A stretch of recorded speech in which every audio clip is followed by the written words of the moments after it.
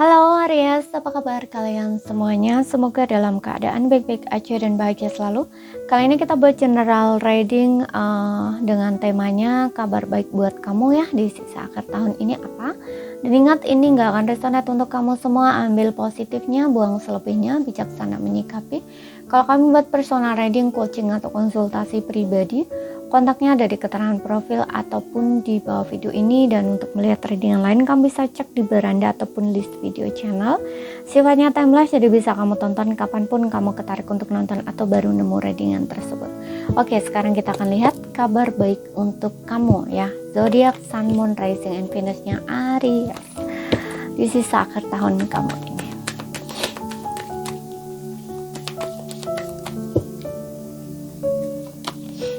Oh, di sini ada Six of Cups.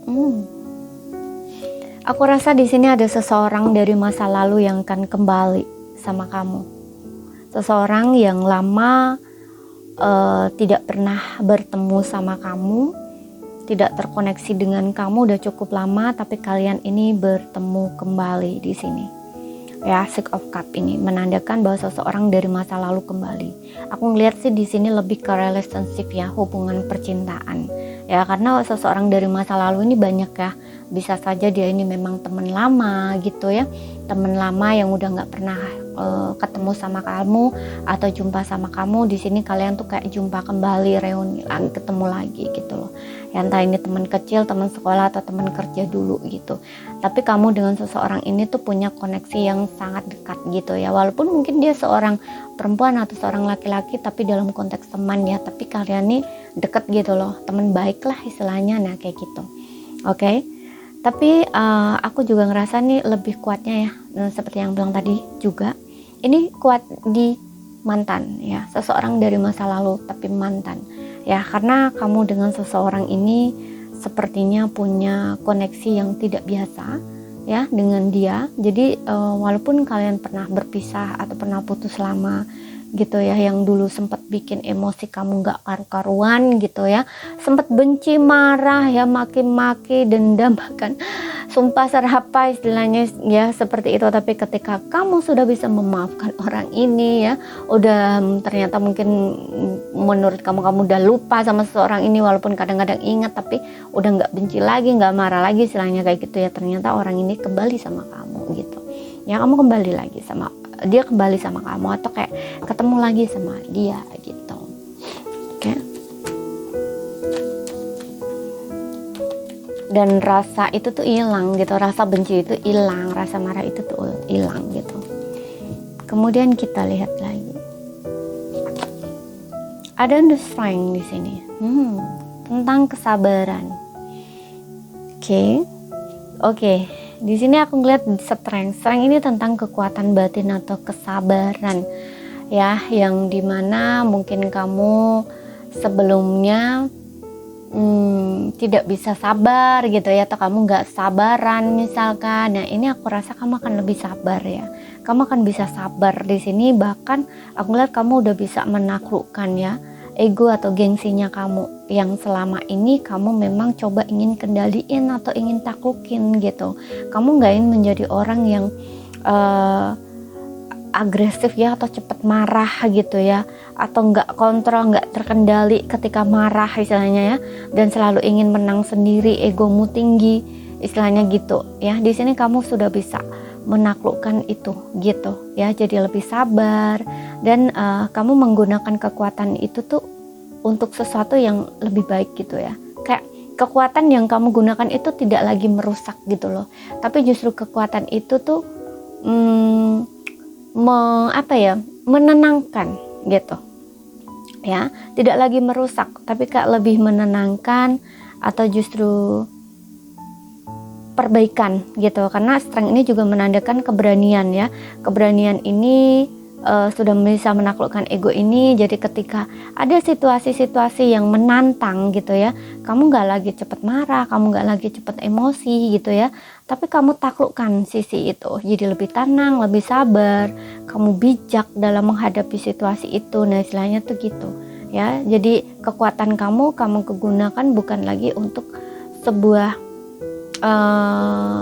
kerusakan ya, ataupun mendominasi di sini, ingin menang sendiri. Enggak seperti itu, tapi justru lebih ke menenangkan, mendamaikan, dia lebih terkendali gitu ya. Bahkan di sini dengan kesabaran kamu, dengan kelembutan kamu ya, itu justru mereka ya yang terlihat awalnya galak banget, itu di hadapan kamu justru malah takluk gitu ya, atau tunduk. Nah istilahnya gitu ya. Jadi kamu nggak lagi ini juga sih ya, aku lihat kamu juga nggak lagi memaksa juga di sini gitu. Oke. Di sini aku juga ngerasa selain itu, strength ini menandakan bahwa ada situasi-situasi yang membutuhkan keberanian kamu ya. Contoh nih, berani bertindak, berani bergerak gitu ya, seperti itu. Kemudian juga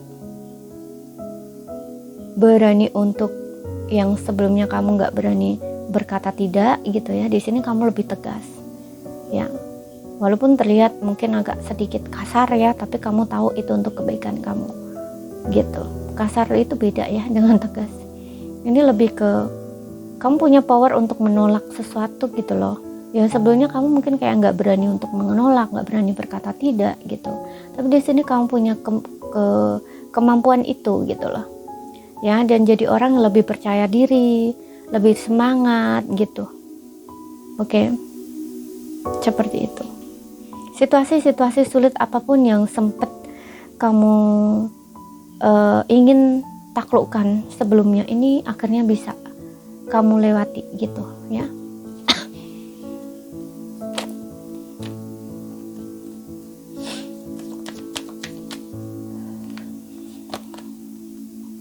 Kemudian di sini ada Four of Cups.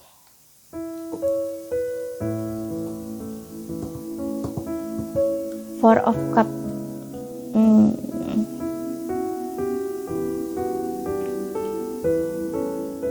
Aku lihat di sini dengan adanya Four of Cups nih,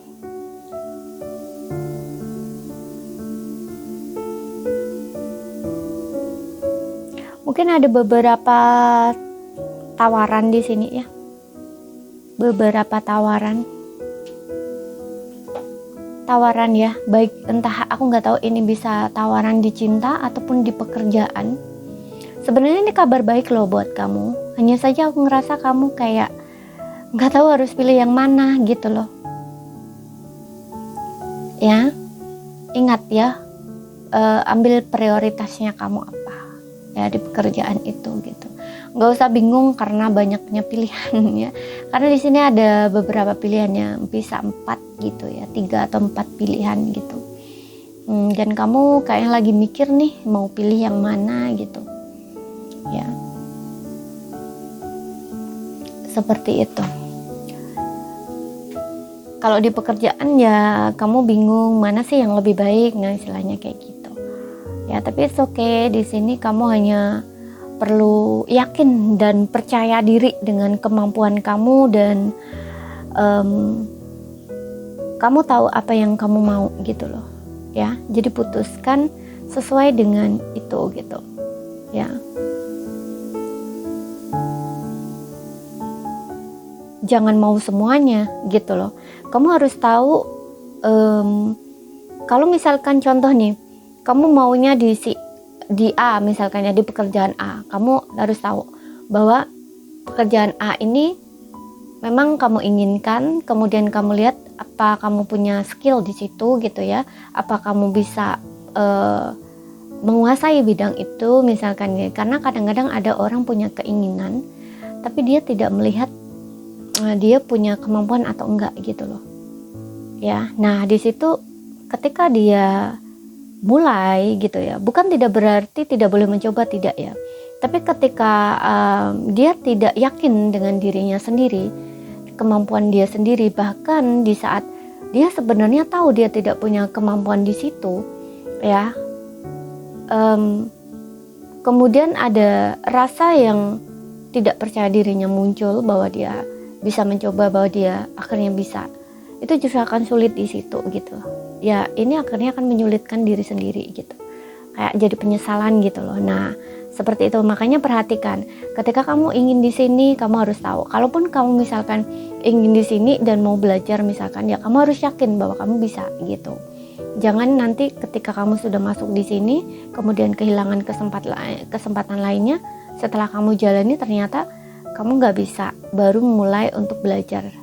Nah, belajar ini kalau kamu nggak ada kemauan gitu, kemauan ya, bukan hanya kemampuan aja tapi juga kemauan, ya tekad, itu juga nggak bisa gitu loh ya. Kamu harus, makanya di sini kamu juga harus punya tekad, punya kemauan gitu ya, karena segala sesuatu itu bisa dicoba gitu ya, dipelajari gitu ya. Tapi tanpa adanya dorongan, motivasi dalam diri kamu, itu nanti jatuhnya akan hopeless gitu loh setelah bekerja gitu, setelah melakukan pekerjaan itu.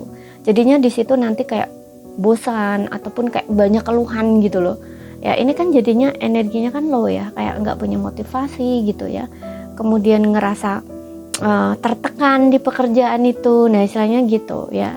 Kamu kan nggak mau ya kalau punya tekanan gitu ya.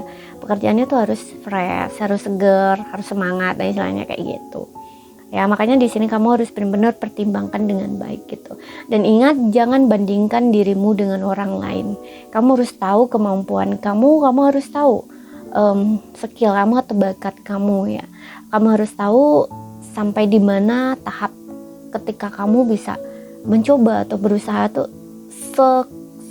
sekuat mana, atau kayak tingkatan kemampuan kamu tuh sampai di mana gitu. Kamu harus tahu itu gitu ya.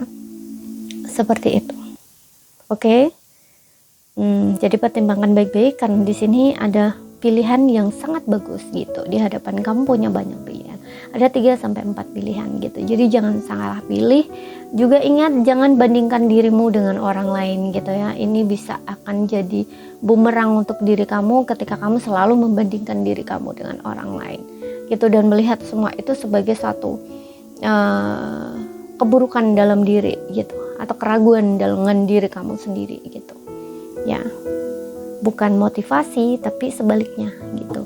Kecuali kalau kamu jadikan sebagai motivasi, oh dia bisa, aku pasti bisa gitu.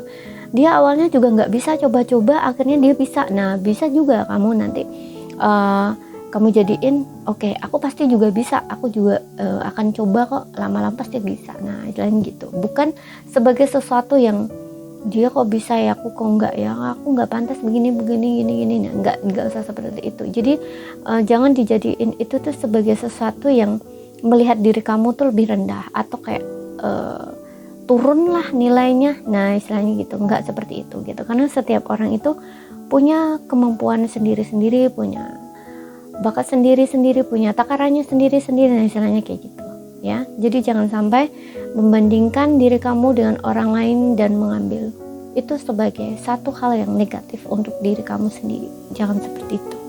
Oke? Nanti kamu akan selalu kehilangan kesempatan kalau seperti itu gitu. Padahal ada kesempatan bagus, tapi kamu selalu lewat gitu. Akhirnya kamu gak maju-maju gitu. Kemudian di sini ada Nine of Pentacles. Wow, ada kenyamanan dari finansial, ada keberuntungan yang datang di sini dari segi keuangan, mungkin akan ngalir lancar.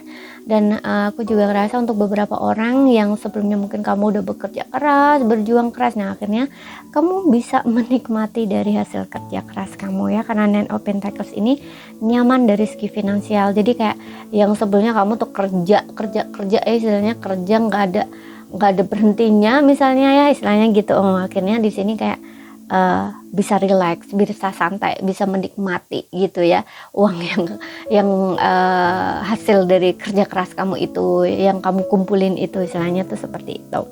Oke, jadi ada keuangan yang bagus, makmur di sini ya. Kemudian juga ini bisa juga berkaitan dengan kesuksesan ya di pekerjaan ya, dalam konteks aman, nyaman ya, pandiri secara finansial. Mungkin kamu lebih banyak bersantai di sini, atau mungkin lebih, kalau nggak gitu ya mungkin kamu ada waktu untuk istirahat gitu ya, untuk memanjakan diri kamu ya, untuk apa istilahnya, menghargai gitu loh,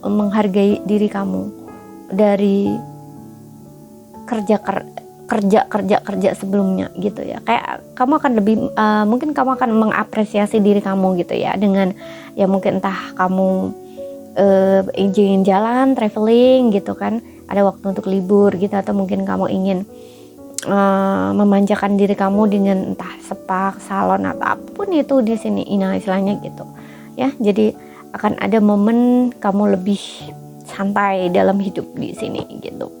Oke. Aku juga ngerasa di sini ada yang lebih mandiri juga dari segi finansial, nggak hanya dari segi finansial, mungkin juga dari segi emosional ya. Kamu kayaknya udah bisa lebih respect gitu loh terhadap diri kamu sendiri, lebih bisa menghargai diri kamu sendiri, kamu lebih tahu nilai diri kamu sendiri, seperti itu ya. Jadi ada kenyamanan di sini, baik dari sisi dalam atau mungkin finansial gitu.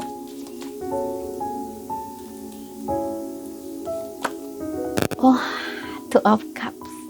Kamu akan bertemu dengan partner di sini, pasangan ya, romantis, soulmate ya. Seperti yang tadi, untuk beberapa orang ini pasangan kamu ya. Seseorang dari masa lalu kamu kembali yang ada hubungannya dengan percintaan kamu. Oke, di sini keluar Two of Cups ya, yang dimana mungkin memang kalian berdua ini memang masih saling menginginkan satu sama lain gitu. Oke, masih punya perasaan satu sama lain. Seperti itu ya. Untuk beberapa orang mungkin orang baru di sini, bukan orang lama. Kamu dengan dia punya kecocokan ya, soulmate atau mate gitu. Oke. Kalau nggak gitu, kalau nggak di percintaan, mungkin ini di hubungan teman ya, partner teman gitu. Kamu menemukan teman yang menurut kamu ini adalah soulmate ya, teman soulmate gitu. Jadi teman kamu ini benar-benar bisa memahami kamu, mengerti kamu, yang memang kamu udah lama inginkan, udah lama kamu dambakan gitu loh. Kamu punya kecocokan di sini dan kalian mate gitu ya. Bisa kamu jadiin teman curhat ya, teman baik, nah istilahnya tuh kayak gitu ya.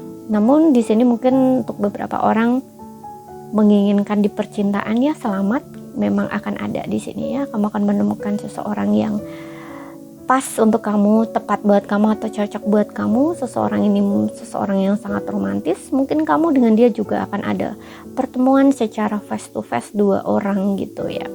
Seperti itu, mungkin kalian dinner bareng, minum bareng atau janjian, nah istilahnya gitu. Oke ya, baik ini mungkin orang masa lalu atau orang baru gitu. Oke, jadi di sini ada kaitannya dengan hubungan asmara. Jadi ini saja yang bisa yang bisa aku sampaikan buat kamu. Kalau ada salah kata, ada kurang lebihnya mohon maaf. Ada yang belum kamu pahami, ambil poin pentingnya aja yang bisa kamu pahami ya. Sekian dulu, terima kasih, sampai jumpa.